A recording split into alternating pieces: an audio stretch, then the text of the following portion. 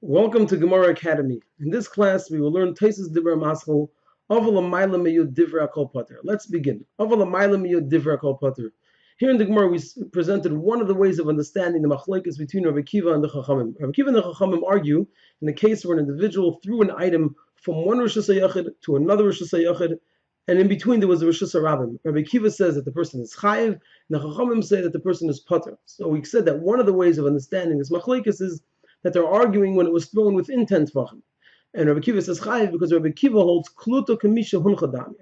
That means is that when the item was thrown through the Rosh Hashanah, since it was within 10 tvachim, it's still the area of the Rosh Hashanah which extends up to 10 tvachim, and we say kluto kamisha hunchadamya, which means that an item that's contained in the ear of a Rishus, it's as if it's resting in that Rishus, and therefore the person is chayiv because he did the malacha of Eitzah, he threw from Rosh Hashanah through the Rosh Hashanah, and it's considered like it rested in the Rosh Hashanah. We have the malacha of Eitzah, and therefore he's chayiv. The Chachamim, however, say that the person is pater because loy amrin on kluta kamisha hunchadamya. We don't say when an item is contained in the ear of a rishus, it's as if it's resting there, and therefore the person did not do the malacha of Eitzah, and he's pater. The Gemara then said that according to this interpretation, that they're arguing within 10 tfachim, and they're arguing about kluta, it'll come out that above 10 tfachim, everybody agrees that the person would be pater. The Gemara says the reason is because lo yalfinon zerik mi meishit. What that means is that we know that meishit is chayev. Meishit is when a person doesn't throw, but rather passes an item from one Rosh Hashanah to another Rosh Hashanah, and there was a Rosh Hashanah in between. The reason he's chayev is because that's how it was done in the Mishkan. The Levim would pass beams from one wagon to another wagon, and the wagons were Rosh Hashanah, and in between there was a space, it was Rosh Hashanah. So it would come out that if they both say that above 10 tfachim, a person is pater when he threw an item, it would have to be that they hold lo yalfinon zerik mi meishit. We don't learn zerik from meishit. Meishit is chayev. When a person passes something from one Rosh Hashanah to another over Rosh Hashanah, he's chayev. Zerik, however, is pater. If a person throws something from one Rosh Hashanah to another Rosh Hashanah over Rosh Hashanah, he's going to be pater because lo yalfinon zerik mi meishit.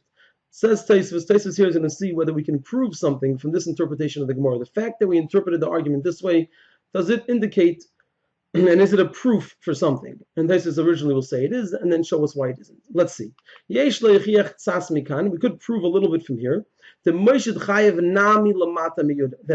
chayiv even within 10 tvachim. It's in green because Tosfos here is coming out with a conclusion. It comes out that from our Gemara we could learn that Moshe is not only chayiv above 10 tvachim, it's also chayev within 10 tfachim. So that's Tosfos' conclusion, and now he's going to present the proof. That's why it's going to be in blue. The way Tosfos is going to prove that Moshe is chayev within 10 tfachim is because he's going to show us that if it's pater within 10 tfachim, that creates a question on our Gemara. And if it's chayev within 10 tfachim, then it resolves the question in our Gemara. So that seems to indicate from our Gemara we see that Moshe is chayev even within 10 tfachim. Let's see. The imtim tzaleimar pater, because if you're going to say that Moshe is pater, and what would be the reason to say it's pater? Because we don't find in the Mishkan that there was passing within 10 tfachim. Passing always happened above 10 tfachim in the Mishkan.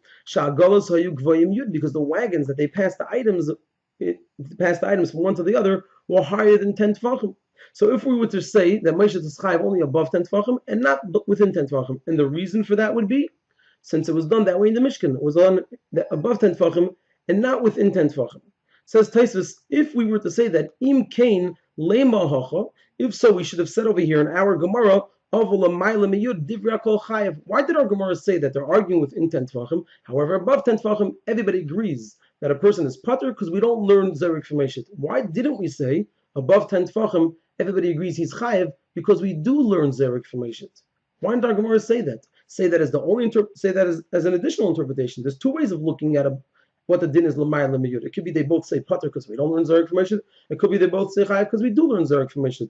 Our Gemara said no. The only way to interpret it is that they both say pater because we don't learn zerik from Meshit. Why? So if it would come out that Meshit is pater but within 10 tfachim, we have a question. But let's see how this question is resolved if we say that Meshit is chayev even within 10 tfachim. The alfinon zerik mimeshit. Let's just finish off those words. He says, im kain, if so, lema hach. Let us say over here in our Gemara, but above 10 tfachim, divra kol chayev. Everybody agrees that he's chayev. The alfinon zerik mimeshit, because we do learn zerik from meshit. Why didn't we say that? But now the meshit chayev lamata miyud. Now that we say that meshit is chayev even within 10 tfachim, this question is removed. Then we cannot say we can't say anymore that above 10 tefachim everybody says chayiv because we learned Zarek from Moshe. Why not? The imkein lamatim yud. If so, within 10 tefachim, my time of pater Zarek. Why is Zarek pater? If Moshe is chayiv above 10 tefachim and within 10 tefachim, we cannot anymore say that above 10 tefachim everybody agrees that a person is chayiv for throwing, because we learn Zarek from Moshe. Because if we learn Zarek from Moshe and Moshe is chayiv also within 10 tefachim, then why don't they all say chayiv also within 10 tefachim? Regardless of whether we say klut or not, there's a different reason it's chayiv. The Rabbanan should agree it's chayiv because we learn Zarek from Moshe. So therefore it seems that's the end of Tosfos' point.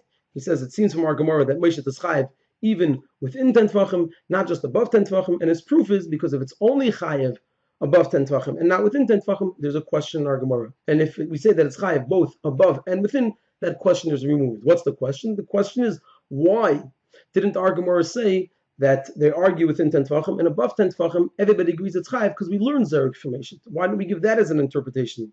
However, if we say that Moshe is chayiv above and within 10 tefachim, we can't ask that anymore. Of course, we couldn't say everybody agrees that above 10 tefachim it's chayiv because we learn Zarek from Moshe.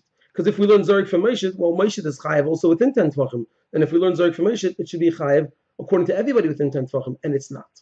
Now, however, Tosfos is going to show us how both things we just said are actually incorrect. It's incorrect to say that if Moshe is pater within 10 tefachim, we have a question, and it's also incorrect to say that if Moshe is chayiv within 10 tefachim, our question is removed. Actually, the truth is, even if Moshe is chayiv, even if Moshe is pater within 10 tefachim, the question is not a question, and even if Moshe is chayiv within 10 tefachim, we can still have a question. Let's see. However, it's not a proof. He's unable to say the lekula alma yalfinan zerik mi Moshe. What was our question? We asked, why didn't the Gemara say that above 10 tefachim everybody agrees that it's chayiv because we learn Zarek from Moshe? Why do they have to choose to say that everybody agrees it's pater because we don't learn Zarek from Moshe? It says Tosfos, we can't say that everybody agrees we learn Zarek from Moshe. The question is answered way before we start getting into this deeper logic that it must be that also within it's chayiv. Stop.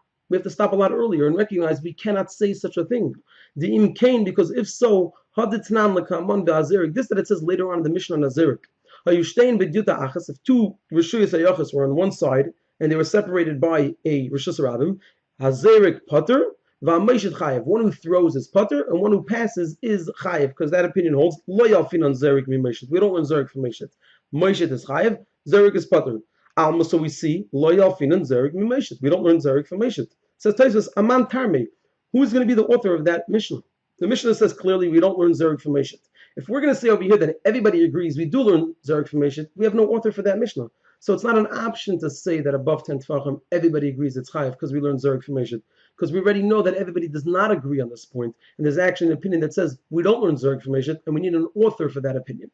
So there Tosfos told us that our question is actually answered immediately after we ask it, and there's no conclusions we can make from it. When the question is asked, why don't we say that everybody agrees above 10 tefachim that it's chayiv because we learn Zarek from Moshe? It says Tosfos because we can't say that because there's an opinion that holds we don't learn Zarek from Moshe, and that opinion needs an author. Now, for the second point that we made, we said that this question would be answered. The question of why don't we say above 10 tefachim everybody holds that it's chayiv because we learn Zarek from Moshe would be answered if Moshe is chayiv also within 10 tefachim. How is it answered? Because if we learn Zarek from Moshe, and therefore above 10 tefachim everybody agrees chayiv, then we'd also learn Zarek from Moshe, and within 10 tefachim everybody would say it's chayiv, and they don't. So therefore we couldn't say that above 10 tefachim everybody says chayiv. Tosfos says that's untrue. You could still say above everybody says chayiv and still have an argument within. Let's see how. V'tei, then you should know the hakinami nema, that even if we say that Moshe is chayiv l'mata miyud, that Moshe is chayiv above 10 tefachim and within 10 tefachim, have a matzid l'meimer, we could say the l'kula alma yalfinan Zarek from Moshe. Everybody agrees we learn Zarek from Moshe, and therefore Zarek and Moshe are chayiv above 10 tefachim, and Zarek and Moshe are chayiv within 10 tefachim. Uvijuda achas, and on one side of the street, if the Rishuyas Hayachid are lined up on one side of the street, bein l'mata miyud, bein l'mayla miyud, whether it's above 10 tefachim, whether it's below 10 tefachim, whether it's above 10 tefachim, divra kol chayiv, everybody agrees it's chayiv. Upligi l'mata miyud bezu keneged zu. Where the arguing is when it's lower than 10 tefachim, when the two Rishuyas Hayachid are not lined up on the same side of the street, but rather one across from the other. Because like we mentioned, the whole din of Moshe only applies when it's passed from one Rishus Hayachid to another Rishus Hayachid through Rishus Rabim, only if the Rishus HaYachid's are lined up on the same side of the street, just like the wagons in the midbar. They pass the beams from one wagon to the next along the same road. They did not pass it from one wagon to the next that was across from it. And therefore, there's no Moshe when the Rishus HaYachids are on opposite sides of the street. And therefore, it's going to come out that in such a case, even if they hold, we learn Zerek from Moshe. And Moshe is chayav above and below 10 tefachim, there could still be an argument about Kluta when it's on two sides of the street, where we don't have any more the din of Moshe that it's chayav. And therefore, we can't learn Zerek from Moshe that it's chayav. The question is, do we say Kluta, and as a result, the person's chayav for the malacha v'etzah or not? And there could be an argument. The Mar Savra, Amrinan Kluta Kemishon Chadamya. Rabbi Kiva holds that we do say Kluta Kemishon and therefore the person's chayav. Umar Savra Lo Amrinan. And the Chum say we don't say Kluta Kemishon Chadamya and therefore he's patur. But once again, Tosfos finishes off and concludes, Ela de Lo Matzi LeMeimar de Lekula Alma. However, we're not able to say that everybody says Yalfinan Zerik Mi Moshe, that we do learn Zerik from Moshe. We can't say what we just explained, that Moshe is chayav above and within, and we learn Zerik from Moshe, and therefore they're chayav according to everybody, but only on one side of the street, and they're arguing on two sides of the street. We can't say this Mishum Masnusin Dazer, because of the mission of the Zerik, that we see that there's an opinion that holds Lo Yamrinon. We don't say Yalfinan Zerik from Moshe, that we learn Zerik from Moshe. And Aman Tarme, who's going to be the author of that opinion?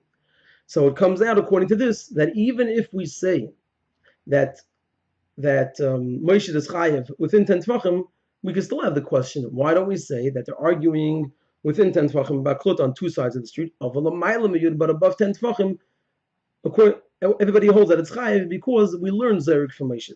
Tosfos then concludes with one other point, according to what we're going to explain shortly in an upcoming Tosfos. It also goes well that we didn't say this. We didn't say that above 10 tefachim. We're asked at the beginning, why don't we say that above 10 tefachim everybody holds its chayav because we learned Zerik from Moshe? In a later Tosfos, we're going to be presented with another explanation for why we couldn't say such a thing. So to summarize, Tosfos initially thought to prove that Moshe is chayav not only above 10 tefachim but also within, and the way he proved it is by showing that if it's patur, we'll have a question. However, if it's chayav within 10 tvachim, that question will be removed. And Tosfos went on to say that actually, if it's patur, we won't have a question. We could still answer the question. And the way we thought we could answer it, if it's chayav, actually it could still remain a question. And therefore, patur doesn't pose a question, and chayav is not the solution to the question. And rather, the question that is there is answered according to everything. It's answered at a different point entirely. And what we wanted to say is, why don't we say everybody says Zerik from Moshe? That we're unable to say that because we know that there's an opinion that says that we don't, and we need an author for that opinion.